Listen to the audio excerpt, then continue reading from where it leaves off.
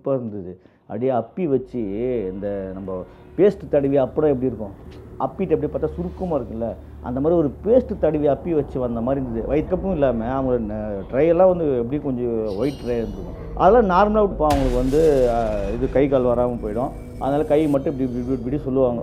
அவ்வளோதான் ராதிகா. இல்லை எப்படி தெரியுமா, இதெல்லாம் ஒரு துளி % வருமா, வராது. சரி ஓகே, ஏதோ பேசிட்டீங்க. வீட்டை விட்டு துரத்தி விட்டு பொண்ணு மட்டும் பக்கத்தில் வச்சுன்னா அந்த பொண்ணு வாழா வெட்டிய வீட்டில் இருக்குது. இதோட படம் ஒன்லைன்.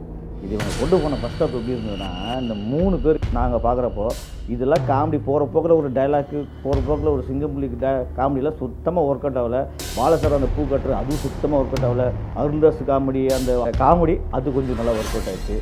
அதுக்கப்புறம் செகண்ட் ஹாஃபில் அந்த அந்த கிளைமேக்ஸில் நிறைய கொண்டு வந்து அப்புறமா நீங்களாம் வந்து 3 சவா வச்சுக்கோங்க கொஞ்சிட்டு கஷ்டப்படுத்திட்டு செகண்ட் ஹாஃபில் ஒரு 4 சீன் பெண்களுக்கு ஏதோ அட்வைஸ் பண்ணுற மாதிரியும்.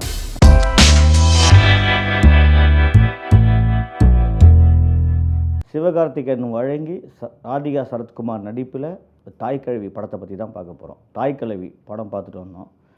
தாய் கிழவி என்னென்னா ஓவரான பில்டப்பு, ஓவரான ஒரு ஐஃப் ப்ரொமோஷன். ஆனால் உண்மையிலே வந்து ப்ரொமோஷன் வந்து சாதாரண ப்ரொமோஷன் கிடையாது. நம்ம சிவகார்த்திகேயன் கை வச்சவே, அந்த சிவகார்த்திகேயன் ப்ரொடக்ஷனுக்கு வந்தாவே அது கொஞ்சம் நல்லா ப்ரொமோட் பண்ணுறாங்க. ஏற்கனவே 2 படம், நெஞ்சம் உண்டு நேர்மை உண்டுன்னு ஒரு படம் வந்தது. அதுவும் சேம் இதே மாதிரி தான். அது ஒரு கருத்துள்ள படம் தான். அதுவும் கொஞ்சம் ஆவரேஜாக போச்சு. அதுக்கப்புறம் அந்த கனா கூட நல்லா போச்சு அவர் ப்ரொடக்ஷனில்.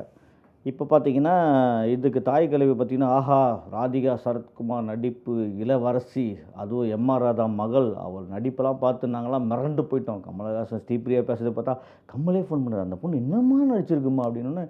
நமக்கே இன்றைக்கி ராதிகா சரத்குமார்லாம் இந்த பசுமூனில் பயங்கரமாக நடிச்சிருப்பாங்க. பசுமூன் படத்தில் வந்து ரொம்ப சென்டிமெண்ட்டாக அப்படியே அந்த பசங்களுக்காக ஏங்குறதாகட்டும், அந்த ஹஸ்பண்ட் ஒய்ஃபு, அந்த அண்ணன் தங்கச்சி பாசம், இது மாதிரிலாம் ரொம்ப அற்புதமான நடிப்பு வெளிக்காட்டியிருப்பாங்க பசுமூனில். அதுக்கப்புறம் ஒரு டெரரான இதுனா ஜீன்ஸில் பண்ணியிருப்பாங்க. ஜீன்ஸ்லலாம் ராதிகாவை பார்த்தா நமக்கே ஒரு கோபம் வரும். அந்த அளவுக்கு அவங்களுடைய பேச்சு, அந்த நக்கல் நையாண்டிலாம் வேறு லெவல் பண்ணியிருப்பாங்க. அந்த மாதிரி எதாவது பண்ணியிருப்பாங்கன்னு பார்த்தா, அடா கடவுளே, ஆரம்பமே நமக்கு பக்குன்னு ஆகி போச்சு. தாய் கிழவியை பார்க்குறப்போ நமக்கு ஏதோ இதெல்லாம் கேள்வியாக, இது ஏதோ வேஷம் போட்டு வந்த கேள்வி மாதிரி ஆகிப்போச்சு. என்னென்னா ராதிகாவுடைய மேக்கப் யார் பண்ணாங்கன்னு தெரில. படம் ஆரம்பத்தில் வரப்போ நமக்கு அவ்வளோ விருப்பாக இருந்தது. அப்படியே அப்பி வச்சு இந்த நம்ம பேஸ்ட்டு தடவி அப்புறம் எப்படி இருக்கும், அப்பிட்டு எப்படி பார்த்தா சுருக்கமாக இருக்குல்ல, அந்த மாதிரி ஒரு பேஸ்ட்டு தடவி அப்பி வச்சு வந்த மாதிரி இருந்தது. வயிற்றுக்கெல்லாம் சும்மா போட்டு கருப்பாக ஏதோ பூசி வச்சுட்டு. ஏன்பா ராதிகா நார்மலாகவே மேக்கப்பெல்லாம் போடாமல் அழகாக நடிக்க வச்சுருந்தாவே அவங்க நல்ல ஒரு எப்படி சொல்கிறது, அந்த வேஷத்துக்கு கரெக்டாக பொருந்திருப்பாங்க. நீங்கள் எந்த மேக்கப்பும் இல்லாமல் அவங்க ட்ரையெல்லாம் வந்து எப்படி கொஞ்சம் ஒயிட் ட்ரை இருந்திருக்கும். அதெல்லாம் நார்மலாக விட்டு இருந்தாவே கொஞ்சம் கெத்தாக மிடுக்காக இருந்திருப்பாங்க. இந்த வேஷத்தை பூசி அவங்க பாவம் அதில் பிடிக்குது நினைக்கிறேன். பிடிக்கிறப்ப அப்படியே வாயை கஷ்டம் வச்சு என்னடா இல்லை அப்படி பேசுகிறப்ப அந்த டைலாக் அந்த ஊர் பாஷை பேசுகிறப்ப அவங்களாம் ரொம்ப தடுமாறி கஷ்டப்பட்டு பேசுகிற மாதிரி நமக்கு ஒரு ஃபீல் ஆகிடுச்சு படம் பார்க்குறப்போ.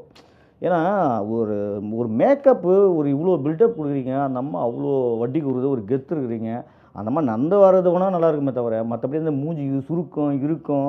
அதுக்கப்புறம் இப்போ டைலாக் டெலிவரிலாம் வந்து உண்மையிலே இந்த ஸ்ரீபிரியா என்ன நினச்சிட்டு அவங்க ஃப்ரெண்டு அதனால இப்படி பேசியிருப்பாங்கன்னு நினைக்கிறேன். கமலஹாசன் சிவகார்த்திகேயன்லாம் என்ன நினச்சிட்டு சொன்னாங்களே தெரியல. ஃபஸ்ட் ஹாஃப் 20 நிமிஷம், செகண்ட் ஹாஃப் 20 நிமிஷம், இதுதான் ராதிகாவோட கேரக்டரே. அது ஃபுல்லாக படுத்துனுக்கிற வேலை தான். அது கூட அந்த இது அப்படின்றது அந்த இதுவும் அந்த படுத்துனுக்கிறப்போ அவங்களுக்கு வந்து இது கை கால் வராமல் போயிடும். அதனால் கை மட்டும் இப்படி இப்படி இப்படி சொல்லுவாங்க. அவ்வளோதான் ராதிகாவோட ஆக்டிங்கே. இதுக்கு ஏதோ எம்ஆர் ராதாலாம், எப்பா எம்ஆர் ராதா யார் தெரியுமா, எம்ஆர் ராதா நடிப்பு என்ன தெரியுமா, அவர் டைலாக் டெலிவரி எப்படி தெரியுமா, அவருடைய அந்த ஸ்டைல் எப்படி தெரியுமா, இதெல்லாம் ஒரு துளி % வருமா, வராது. சரி ஓகே, ஏதோ பேசிட்டீங்க. இந்த தாய் கிழவி வந்து பார்த்திங்கன்னா ஃபஸ்ட் ஆஃப் ராதிகா ஊரெலாம் வட்டி வாங்கின்னு சொத்தை சேர்த்து வச்சு 3 பசங்களுக்கு கிட்ட வச்சுருக்காம வீட்டை விட்டு துரத்தி விட்டு பொண்ணு மட்டும் பக்கத்தில் வச்சுன்னா அந்த பொண்ணு வாழா வெட்டிய வீட்டில் இருக்குது. அதுக்கப்புறம் பார்த்திங்கன்னா 3 பசங்களுக்கு ஒரு ஸ்டோரி. அதுக்கப்புறம் நமக்கு திடீர்னு வந்து கை கால் வராமல் விழுந்துடுறாங்க. அப்புறம் ஓகே, இந்த கேள்வி எப்போ சாக போகுது அப்படின்னு சொல்லிட்டு பசங்களாம் வராங்க. பசங்களாம் வந்தோடனே அங்கே அவங்களுக்கு ஒரு ஆச்சரியம்.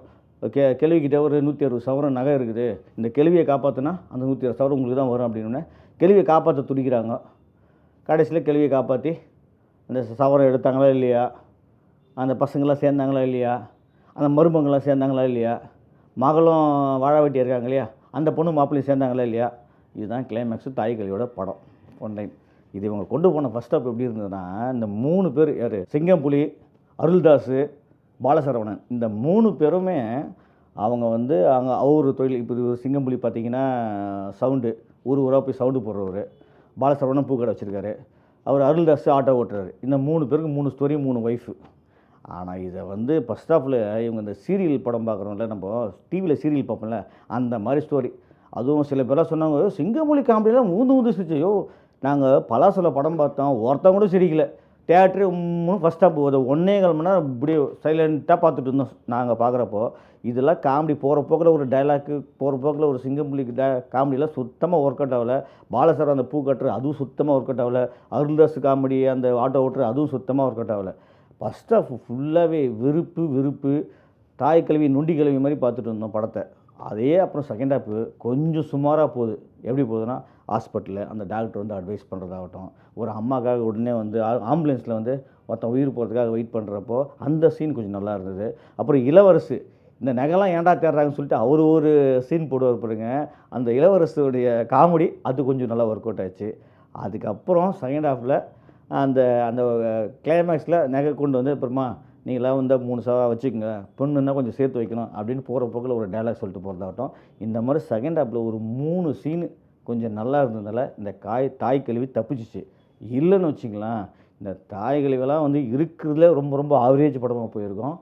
ஏதோ கொஞ்சம் இந்த சிவகுமார் முருகேசன் கொஞ்சம் தப்பி தவறி ஃபஸ்ட் ஹாஃபில் அவ்வளோ நம்மளை நோகடிச்சிட்டு கஷ்டப்படுத்திட்டு, செகண்ட் ஹாஃபில் ஒரு 4 சீன் பெண்களுக்கு ஏதோ அட்வைஸ் பண்ணுற மாதிரியும், அப்படியே கிளவி வந்து பொண்ணுங்கள்லாம் சேர்த்து வைங்கம்மா, பெண்ணுங்கள்லாம் வந்து சாமிலாம் பார்த்தியா லக்ஷ்மினி ஏன் வச்சுருக்காங்க, சரஸ்வதி லக்ஷ்மிலாம் பெண்களுக்கு தான் அந்த தெய்வம் கும்புற வச்சுருக்காங்க, அது மாதிரி நம்ம தான் சேர்க்குற திறமை நம்மகிட்ட இருக்குது அப்படின்னு போகிற போக்கில் டைலாக் அடிக்கிறது இப்படி கொஞ்சம் நல்லா இருந்தது. ஒரு 3 சீனு செகண்ட் ஹாஃபில் ரொம்ப நல்லா இருந்தது. அந்த சீனு தான் இந்த படத்தை காப்பாற்றிச்சு. இல்லைன்னு வச்சுக்கலாம், ஐயோ இது சீரியலோட ஒரு படு மோசமான படமாக இருந்திருக்கும். இந்த படத்தில் ராதிகா நடிப்புலாம் சுத்தமாக ஒர்க் அவுட் ஆகலை. மற்றபடி சிங்கம்புலி, பாலசரவணன், அருள்தாஸ், இளவரசு, அப்புறம் அவர் முத்துக்குமார், இவங்கெல்லாம் ஆக்டிங் ரொம்ப பர்ஃபெக்ஷன் சூப்பராக இருந்தது. பக்காவாக முனிஷ்காந்த் ஆக்டிங்கு சூப்பராக இருந்தது. முனிஷ்காந்த் வந்து ஹெல்ப் பண்ணுறவர் பக்கத்து வீடு ரொம்ப நல்லா இருந்தது அவருடைய. ஆனால் அதே முனிஷ்காந்த் கேரக்டர் கிளைமேக்ஸில் சும்மா இருக்கிற தாலியை பிடிங்கிட்டு நீ கட்டுறான்னு சொல்லி விட்டுறதால எதுக்கு இந்த சீன்லாம் நமக்கு தேவையில்லை. முத்துக்குமாராக திருந்திட்டேன், நான் வாழ போகிறேன் வேணாமான்னு கெஞ்சுறாரு, உடனே ஏதோ புரட்சி பண்ணுறேன்னு சொல்லிட்டு சம்மந்தம் இல்லாத திணிச்ச மாதிரி இருந்தது அந்த சீன்லாம். அதே மாதிரி இந்த மனசில் சுத்தமாக இந்த படத்தில் ஒட்டாத ஒரு ஆள் யாருன்னா ராதிகா மட்டும்தான். எனக்கு வந்து படம் பார்க்குறப்போ சுத்தமாக ராதிகா நடிப்பும் சரியில்லை, ராதிகா ஆக்டிங்கும் நமக்கு மனசில் ஒட்டலை, பாட்டியும் நமக்கு ஏற்றுக்கவும் முடியல, அந்த மாதிரி நம்ம இருந்தது.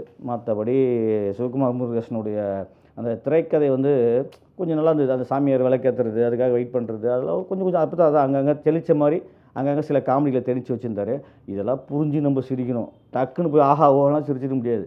அவெல்லாம் போகிறக்குள்ள டைலாக் சொல்கிறப்போ நம்ம அதை புரிஞ்சு கமலஹாசன் நல்லா புரிஞ்சுக்கணும்னு நினைக்கிறேன். அதனால தான் அவர் படம் நல்லா இருக்குன்னாரு.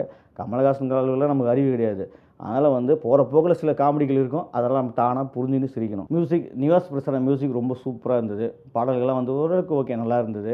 நம்ம ஜெகன் கூட எழுதியிருந்தார் 2 பாட்டுன்னு சொன்னாங்க, ரொம்ப நல்லாவே இருந்தது ஜெகன் பாட்டு. சிவகார்த்திகேயன் ஆனால் இவங்க ஆத்துனதும், அதுக்கப்புறம் வந்து இவங்க ஓஹோ ஆஹா சூப்பர் இந்த வருஷத்தின் பிளாக் பஸ்டர் ஹிட்டு இந்த மாதிரி ஒரு படம் அப்படின்னு சொன்னதுலேயும் எந்த உண்மையும் கிடையாது. ரொம்ப சுமாரான படம் தான் தாய் கிழவி. ஆனால் நீங்கள் காசு கொடுத்துட்டு ஃபஸ்ட் ஹாப்பு கொஞ்சம் பல்ல கிடச்சின்னு பார்த்துட்டு செகண்ட் ஹாப்பு கொஞ்சம் பார்த்துட்டு ஓகே அப்படின்ட்டு வரலாம். அந்த மாதிரி ரகம் தான் இந்த படம். மற்றபடி இவங்க சொன்ன சூப்பர் டூப்பருக்கும் இது ஆஹா ஓஹோன்றதுக்கெலாம் இந்த படம் எந்த பிரயோஜனம் கிடையாது. லப்பர் பந்து அதுவும் நல்ல படம். லப்பர் பந்தில் பார்த்திங்கன்னா ஒரு அருமையான கிளைமேக்ஸு, அருமையான உமன் பவரு, அருமையான சென்டிமெண்ட்டு, மருமகள் மாமியார் கதை அதெல்லாமே ரொம்ப நல்லா இருந்தது. அது ஒரு கமர்ஷியல் சூப்பராக இருந்தது. அதே மாதிரி இறுதி சுற்று பார்த்திங்கன்னா அதுவும் உமன் பவர் தான். ஒரு பொண்ணு நினச்சா ஒரு சாதாரண ஒரு ஏழைப்பட்ட பொண்ணு எந்த இடத்துல போய்ட்டு கேமில் ஜெயிக்கலான்றதுல அதுவும் வந்து சூப்பராக சொல்லியிருந்தாங்க. அந்த மாதிரிலாம் இந்த படம்லாம் நம்ம நினச்சி கூட பார்க்க முடியாது. இது தாய் கிழவி. ஃபஸ்ட் ஹாஃப் நொண்டி கிளியாகவும் செகண்ட் ஹாஃப் வந்து பரவாயில்ல அப்படி ஏந்து நடக்கிற கிளியாகவும் இருந்தது. இதுதான் இந்த படத்தோட தீர்ப்பு. இந்த வீடியோ உங்களுக்கு பிடிச்சிருந்தா லைக் பண்ணுங்கள், கமெண்ட் பண்ணுங்கள், ஷேர் பண்ணுங்கள், சப்ஸ்கிரைப் பண்ணுங்கள்.